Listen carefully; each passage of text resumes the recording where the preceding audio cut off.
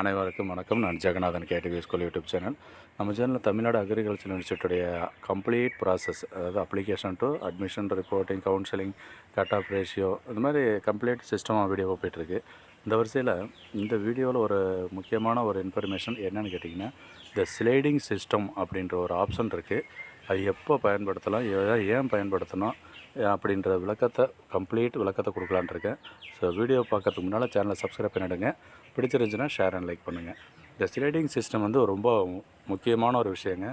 எப்போ வரும் அப்படின்னு கேட்டிங்கன்னா, இப்போ ஆன்லைன் அப்ளிகேஷன் போட்டாச்சு, சாய்ஸஸ் கூட ஃபில் பண்ணி வச்சுருக்கிறீங்க, சப்மிட் பண்ணியாச்சு. நெக்ஸ்ட்டு ரேங்க் லிஸ்ட் வரணும். ரேங்க் லிஸ்ட் வந்ததுக்கப்புறம் உங்கள் சாய்ஸ் பேஸ்டு, இப்போ நீங்கள் என்ன சாய்ஸ் கொடுத்துருக்கீங்களோ அந்த சாய்ஸ் படி உங்களுக்கு ஷீட் அலாட்மெண்ட்டு கிடைக்கும். வித் மார்க்கில் என்ன இருக்குது, ரேங்க்கில் என்ன இருக்கீங்க, அதை வச்சு உங்களுக்கு ரேங்க்கில் கிடைக்கும். அப்படி கிடைக்கும் பொழுது உங்களுக்கு இப்போ பிடிச்ச காலேஜ், நீங்கள் ஒரு 5 காலேஜ் 10 காலேஜ் சொல்லியிருக்கிறீங்க, 10ல் கிடைக்கல, 7வது தான் கிடச்சிருக்கு, 1வது கிடைக்கல அப்படின்னு சொன்னால் என்ன பண்ணணும்? அப்போ தான் இந்த ஸ்லைடிங் சிஸ்டம் ஆப்ஷனை யூஸ் பண்ணணும். யூஸ் பண்ணும் பொழுது ரொம்ப ரொம்ப கவனமாக யூஸ் பண்ணுங்கள். ஒன்ஸ் இது செலக்ட் பண்ணிட்டீங்கன்னா நீங்கள் திருப்பி மாற்ற முடியாது. அதனால தான் எச்சரிக்கை சொல்கிறதுக்கு. ஸோ இது அப்படியே நான் படிக்கிறேன். இது ப்ராஸ்பெக்டஸில் இருக்குது, இருந்தாலும் ஒரு எக்ஸ்ப்ளனேஷன் கொடுத்தா பெட்டராக இருக்குன்னு சொல்லிட்டு தான் கொடுத்துருக்குறேன். ஏன்னா கமெண்ட் செக்ஷனில் நிறைய பேர் கேட்டிருக்காங்க. நம்ம வாட்ஸ்அப் குரூப்பில் இதை பற்றி பேசிகிட்டு இருக்கிறோம். ஸ்லைடிங் சிஸ்டம்னா என்ன சார் அப்படின்னு சொல்லி. நான் அப்படியே தமிழில் படிக்கிறேன் பாருங்களேன்.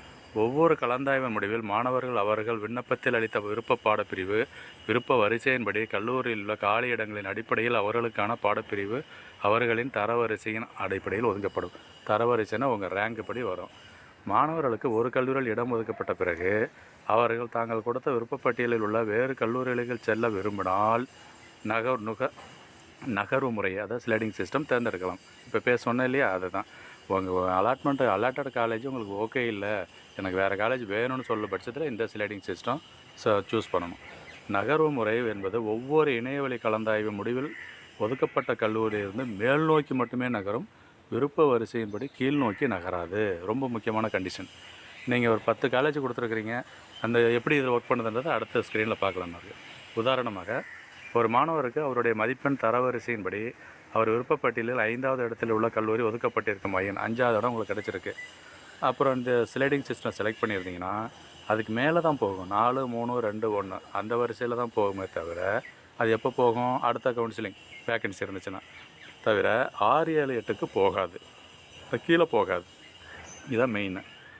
ஒரு மாணவர் அவர் விண்ணப்பிக்கும் போது பாருங்கள், இடத்துல இருக்குது. இப்போ இது எக்ஸாம்பிளோட கொடுத்துருக்காங்க. 5வது இடத்துல ஒரு என்ன இருக்குது, பிஎஸ்சி ஆனர்ஸ் அக்ரிகல்ச்சர் இருக்கு இல்லையா, அக்ரிகல்ச்சரு எங்கே திருச்சி செலக்ட் பண்ணிருக்காங்க.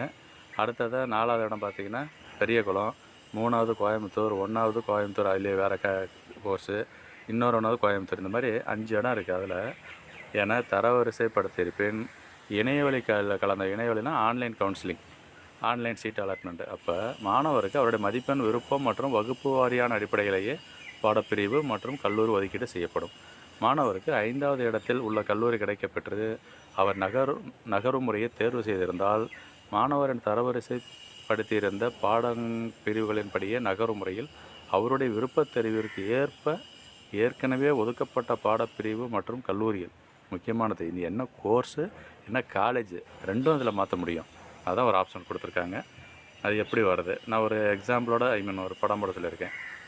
அடுத்த ஆப்ஷன் என்ன சொல்லியிருக்கு, நகரும் முறைக்கு தெரிவித்த மாணவருக்கு தேர்வு வரிசையின்படி இறுதியாக ஒதுக்கீடு செய்யப்படும் கல்லூரியை உறுதியானது. ஓகே, இது என்ன சொல்ல வரேன்னா, ஒரு உங்கள் 5வது இடம் தான் கிடச்சிருக்கு, ஆனால் 3வது இடம் வேணும் அப்படின்னா அடுத்த ரவுண்டில், செகண்ட் ரவுண்டில் 3வது ரவுண்டு கிடச்சிருச்சுன்னா அதை ஃபைனல் பண்ணுறீங்களோ, எப்போ ஃபைனல் ஆகுதோ அதுதான் சீட்டு, அதுக்கப்புறம் மாற்ற முடியாதுன்றாங்க. அந்த காலேஜ் அந்த கோர்ஸு தான் கன்ஃபார்ம்டு. அடுத்ததாக, மேலும் நகர்வு முறையில் எந்த மாற்றமும் செய்ய இயலாது. உதாரணத்தின்படி நகர்வு முறையில் 5வது இடத்திலிருந்து 3வது இடத்திற்கு கல்லூரியில் இடஒதுக்கீடு செய்யப்பட்ட பிறகு மீண்டும் 5வது இடத்துக்கு கோர முடியாது. ஓகே, பார்த்தீங்களா? ஓகே, திருச்சி காலேஜை செலக்ட் பண்ணியிருந்தீங்க, ஆனால் கோயம்புத்தூர் காலேஜ் கிடச்சிருக்கு. இப்போ கோயம்புத்தூர் எனக்கு வேண்டாம், 2வது கவுன்சிலில் திருச்சியை ஓகேன்னா நோ சான்ஸ், பண்ண முடியாதுன்றாங்க. ஸோ நகர்வு முறையில் விருப்பம் தெரிவித்த பின்னர் இறுதி நிலை நகர்வு முறை மாணவர்கள் உட்படுத்துறது. கடைசி கவுன்சிலிங், கடைசி அலாட்மெண்ட் வர வரைக்கும், சீட் வேக்கன்சி இருக்கிற வரைக்கும் இந்த கவுன்சிலிங் சிஸ்டம், அதாவது ஸ்லைடிங் சிஸ்டம் போயிட்டே இருக்கும். அதனால் நடுவில் நீங்கள் எதுவும் மாற்ற முடியாது. ஓகேங்களா? ஸோ மிக முக்கியமாக இளமறிவியல் வேளாண்மை கிடைக்கப்பெற்று நகர முறைக்கு விண்ணப்பித்த மாணவருக்கு நகர முறையில் அதே பாடப்பிரிவு மட்டுமே கிடைக்கும் என்று கூற முடியாது. ரொம்ப முக்கியம். இப்போ அக்ரிகல்ச்சர் கேட்டிருக்கிறீங்க, திருப்பி ஹார்ட்டிகல்ச்சராக உங்களுக்கு இருக்குதுன்னு சொன்னால் திருப்பி அக்ரிகல்ச்சரே வேணும் அப்படின்னா நோ சான்ஸு. அந்த வேக்கன்சி எங்கே இருக்கோ அதுதான் கொடுப்பாங்க. ஓகேங்களா?